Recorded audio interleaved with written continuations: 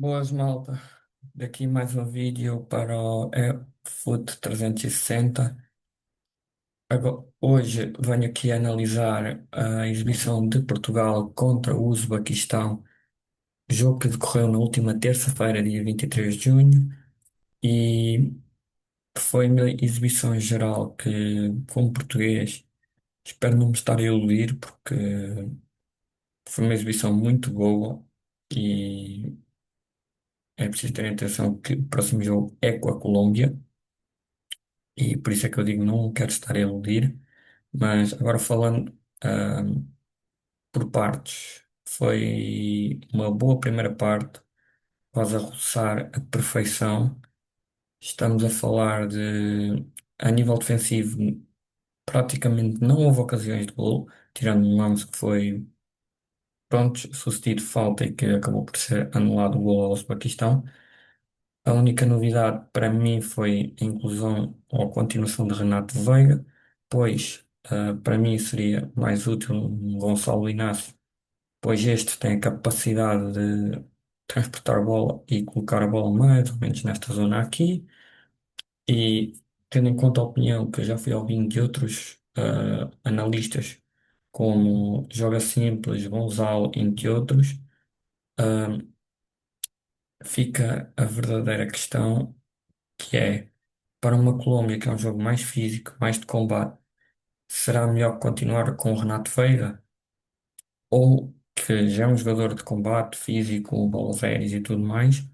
Ou iríamos introduzir um Gonçalo Inácio por termos uma vantagem? Porque Gonçalo Inácio treinou e jogou durante o ano todo com o avançado da Colômbia, que é Luís Soares.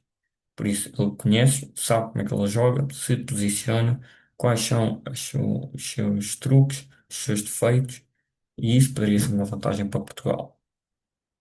Agora, falando a nível ofensivo, meio campo esteve bem, Vitinha, Bruno Fernandes, João Neves, como era de esperar. Ah, a nível ofensivo, a única coisa que eu tenho a retalhar ou a falar é, primeiro estamos a falar de uma defesa que apresentou cinco jogadores numa linha de cinco, porque estes também o faziam. Segundo ponto, ahm, para além de que estes também ajudavam a defender, e isto foi o que prejudicou Portugal com o Congo, porque quando era Portugal com o Congo só estava aqui um com o número 7, que era o Ronaldo. E mesmo que seja o Ronaldo, estamos a falar de sete jogadores para um. Que seria muito difícil uma pessoa se posicionar-se, desmarcar, rematar em condições, e foi algo que aconteceu com o Congo, e Cristiano teve muito mais dificuldades de jogar, de se posicionar e rematar com o Congo. Com o Uzbequistão tivemos uma pequena novidade, foi a introdução de João Félix no 11, que, como é um jogador mais versátil e móvel, e tal como eu já disse em vídeos anteriores, Ronaldo só pode jogar neste momento com alguém ao lado. Isto porquê? Porque João Félix neste momento é um jogador versátil, imóvel, seja Gonçalo Ramos, seja quem for. Porque esses dois, obviamente, numa fase inicial do jogo, o Uzbequistão tentou marcar Cristiano Ronaldo, obviamente, e estava a deixar muito espaço de desmarcação para João Félix. E como isso estava a acontecer, e Félix é mais imóvel, é mais imprevisível também pela idade, que até começou lá a fazer uns cabritos e a passar a bola por cima dos jogadores, que até resultou numa falta num livre direto para Portugal. Eles começaram a ter mais atenção ao Félix e com isso, ah, Cristiano nesse aspecto começou a ter mais espaço, começou a conseguir rematar mais vezes, posicionar-se melhor e nesse aspecto fez um grande gol aos 6 minutos, onde isto porque Portugal já estava a atacar de forma intensa, como eu tinha mencionado em vídeos anteriores, e criou duas, três ocasiões logo nos primeiros 3 minutos, e aos 6 Cristiano Ronaldo acaba por marcar, E eu acho que o jogo de Portugal passa muito por aí. O Ronaldo atrai marcações tanto para o Félix e o Félix atrai tanto marcações para o Ronaldo. E é assim que Portugal consegue ter um futebol de qualidade. O Vitinho ajuda, Pedro Neto ajuda. Quando o Trincão ou o Francisco Conceição entram, também ajudam. E chegámos a uma. Rafael Leão, igualmente, nós chegámos a uma fase do jogo onde tínhamos cinco jogadores a atacar a área adversária, e isso fez com que os jogadores do Uzbequistão eles já nem sabiam quem é que deveriam marcar.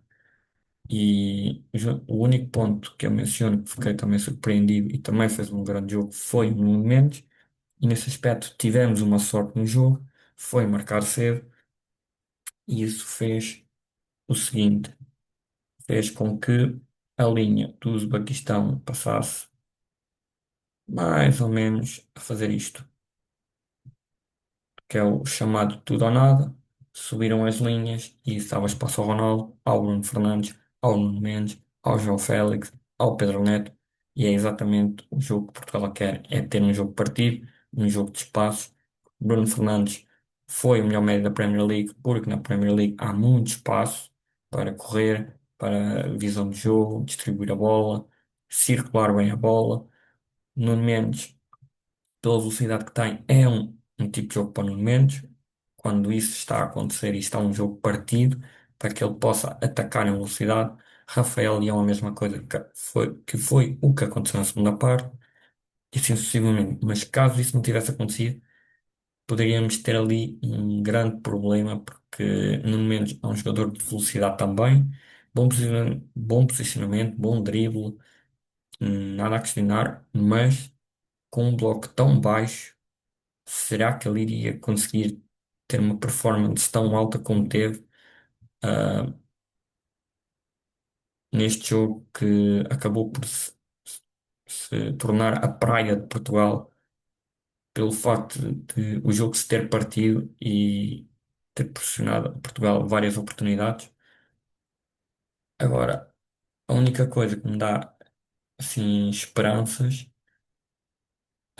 e por isso é que nós fomos do 8 ao 80 e eu tenho receio por causa do último jogo, que é com a Colômbia, é o facto de estas estatísticas são realmente assustadoras pela positiva. Tivemos uma estatística de 2,68 contra 0,79, 17 remates contra 7, 9 remates à baliza contra 2. No primeiro jogo tivemos um remate à baliza, dois cantos a favor, dois contra, 66% de posse de bola e 34%.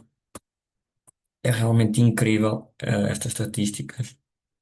E o meu único receio, e é o único ponto negativo que eu tenho a apontar do jogo, é o facto de estarmos a ganhar 3-0 com o Uzbequistão e não tirarmos o Ronaldo.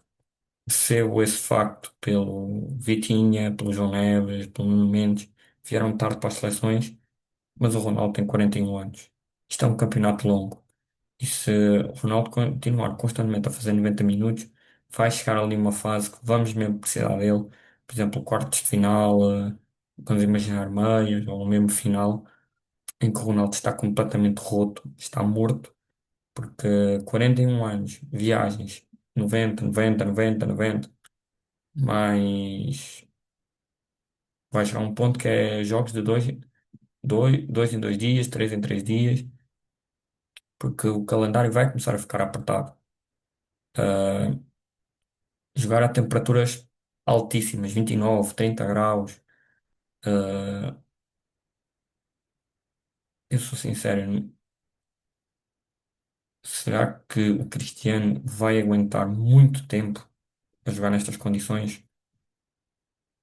E isto era um jogo também, 3-0 ao Uzbequistão, intervalo de tirar o Ronaldo, dás minutos ao Gonçalo Ramos, que ainda não teve assim grandes minutos, dá-lhe aquela confiança, aquele golo que ele precisa também para ganhar confiança para os próximos jogos, porque lá está, mais cedo ou mais tarde nós vamos precisar de Gonçalo Ramos.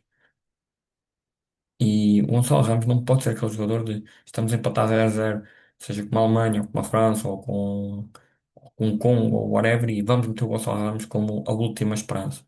Isso não pode acontecer, porque isso é colocar todas as esperanças na mesma galinha. E não pode, nós temos de distribuir as esperanças por todos, seja pelo Ronaldo, seja pelo Ramos, seja pelo Félix. Porque o Gonçalo Ramos é um jogador jovem, tem 20, 21, 19, é um jogador jovem. Não estamos a falar propriamente de um Gonçalo Guedes que já tem a sua idade, já fez os seus campeonatos do mundo, os seus campeonatos da Europa. Por isso, vamos ver o que a coisa corre. Espero mesmo que Portugal consiga sair bem com a Colômbia, que vai acontecer na próxima madrugada de domingo, à meia-noite e meia, e vamos ver como corre isto a Portugal. Espero que tenham gostado. Subscrevam, deixem o vosso like, comentem, o que é que vocês acharam, se as minhas teorias fazem sentido, se não fazem, e partilhem e, e vemo-nos por aí no canal. Por isso, tchau, tchau.